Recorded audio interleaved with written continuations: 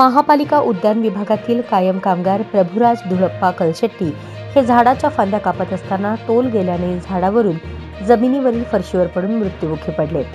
ते महापालिका उद्यान विभागात माळी या पदावर कार्यरत होते। ते मूकबधिर होते। तुळजापूर वेस येथील हुतात्मा स्तंभ येथील उद्यानाच्या देखभालीस ते कार्यरत होते। काल सकाळी हुतात्मा स्तंभ येथे झाडांच्या फांद्या अस्ताव्यस्त वाढल्याने ते कापायला झाडावर चढले। फांद्या कापत असताना तोल जाऊन हुतात्मा स्तंभ येथील जमिनीवरील फरशीवर पडले। डोक्यास मार लागून रक्तस्राव सुरू झाला।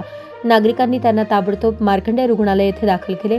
त्यावेळी त्यांची प्रकृती चिंताजनक होती।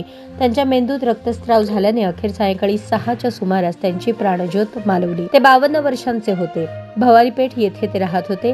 त्यांनी यापूर्वी प्राणी संग्रहालय, रूपा भवानी उद्यान येथेही सेवा बजावली आहे। त्यांच्या पश्चात पत्नी, 2 मुले असा परिवार आहे। घरातील कर्तापुरुष गेल्याने कलशेट्टी कुटुंबच उघड्यावर आलं आहे। कलशेट्टी कुटुंब आणि त्यांचे नातलग धाय मोकलून आक्रोश करत होते। कर्तव्य बजावत असताना मरण पावल्याने त्यांना तातडीची मदत व अनुकंपा तत्वावर त्यांच्या मुलांना महापालिका सेवेत घेण्याची मागणी तिथे उपस्थित नागरिक करत होते। यावेळी आमदार विजयकुमार देशमुख यांनी त्यांच्या कुटुंबियांची भेट घेऊन सांत्वन केले। पुढील कार्यवाही करण्याची हमी दिली। त्यांच्या समवेत माजी नगरसेवक शिवानंद पाटील, बाळासाहेब आळसंदे उपस्थित होते।